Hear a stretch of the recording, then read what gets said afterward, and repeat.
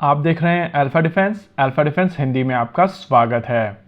आज के इस वीडियो में हम लोग बात करेंगे भारतीय वायुसेना के लिए बनाए जाने वाले LCA Mark II के बारे में। LCA Mark II के रेडार को लेकर एक काफी इंटरेस्टिंग इन्फॉर्मेशन पब्लिक हुई है, जिसके चलते कुछ कंफ्यूजन्स भी बढ़ी हैं।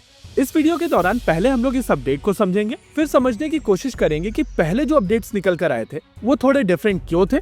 इस अपडेट के बाद में भारतीय वायुसेना के लिए बनाए जाने वाला ये एयरक्राफ्ट क्यों बहुत ज्यादा सिग्निफिकेंट हो जाता है, और इस अपडेट के बाद में भारत के फ्यूचरिस्टिक कॉम्बैट एयरक्राफ्ट AMCA के ऊपर क्या इम्पैक्ट पड़ेगा। सबसे पहले अपडेट समझिए। भारतीय वायुसेना के लिए बनाए जाने वाले LCA तेजस मार्क II में gallium nitride based AESA radar का प्रयोग किया जाएगा। अभी जो AESA रेडार भारत की तरफ से यूज किए जाते हैं वो gallium arsenide based AESA radar से, और इस बात में कोई दो राय नहीं है कि ये AESA रेडार्स काफी केपेबल रेडार्स हैं। लेकिन इस समय मार्केट में बेहतर टेक्नोलॉजी आ चुकी है जिसको गैलियम नाइट्राइड कहा जाता है, और US और स्वीडन इस टेक्नोलॉजी को पायनियर कर रहे हैं। हम लोगों ने ग्रिपेन के साथ में गैन बेस्ड AESA रेडार देखा है, और US की तरफ से भी FA-18 सुपर हॉर्नेट के साथ में इस तरीके का रेडार बनाया जा रहा है। आमतौर पर जब भी हम लोग किसी नई टेक्नोलॉजी के बारे में बात करते हैं तो कहते हैं कि गेम चेंजर टेक्नोलॉजी है। Gallium nitride actually game changer है, और इसके 5 ऐसे एस्पेक्ट्स हैं जिसके चलते पूरा का पूरा गेम बदल जाएगा। बेसिकली अगर आप एक AESA रेडार को ब्रेक डाउन करेंगे तो उसकी सबसे छोटी यूनिट को TR मॉड्यूल कहा जाता है, यानी कि ट्रांसमीटर और रिसीवर मॉड्यूल।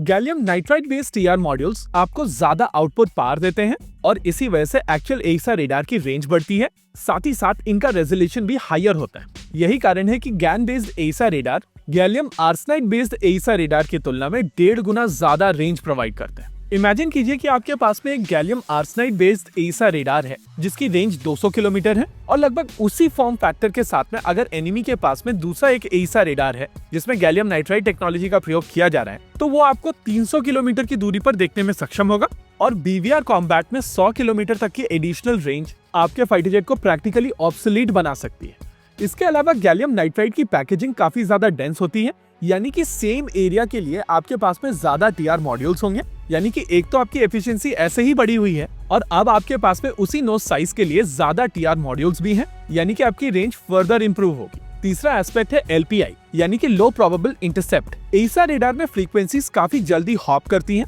और इसी वजह से इनको जैम करना काफी मुश्किल होता है। गैलियम नाइट्राइड के साथ में फ्रीक्वेंसीज और ज्यादा तेजी से हॉप कर सकती हैं, और इसी वजह से इनको जैम करना और ज्यादा डिफिकल्ट हो जाता है। In fact GaN based AESA radars के ऊपर जैमिंग अटेम्प्ट करने के लिए भी आपके पास में गैन बेस्ड जैमर्स होने चाहिए, और तब कहीं जाकर आप इवन अटेम्प्ट भी कर पाएंगे।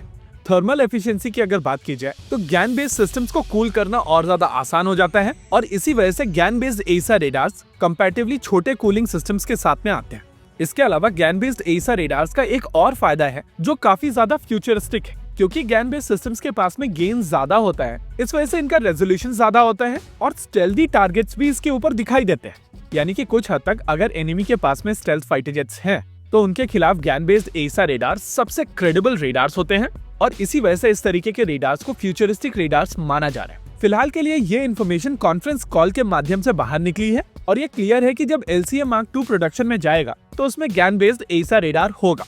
लेकिन इंटरेस्टिंग चीज ये है कि इसका मतलब ये है कि भारत के फ्यूचरिस्टिक आर्मका के ऊपर जितने भी सेंसर्स होंगे वो गैन बेस्ड सेंसर्स होंगे, चाहे उसके इंटीग्रेटेड रेडार या इलेक्ट्रॉनिक वॉरफेयर स्वीट हो या फिर उसका इंटीग्रेटेड जैमर हो। स्टेल्दी एयरक्राफ्ट को आप जल्दी पकड़ नहीं सकते हैं, और जब तक आप इनको देखते हैं तब तक ही आपके काफी करीब होते हैं। लेकिन गैन बेस्ड AESA रेडार के साथ में ये स्टेल्दी एयरक्राफ्ट ना ही केवल एनिमी को जल्दी दिखाई नहीं देगा, बल्कि एनिमी को ये बहुत जल्दी देख पाएगा। ऐसे में एनिमी को कोई आइडिया नहीं होगा कि कब किस एयरक्राफ्ट ने उसके ऊपर BVR चलाई, और ट्रू सेंस में स्टेल्थ फाइटर जेट उसी को कहते हैं। इसी के साथ आज के इस वीडियो में रखते हैं केवल इतना ही। वीडियो को अंत तक देखने के लिए धन्यवाद। देखते रहिए अल्फा डिफेंस। जय हिंद।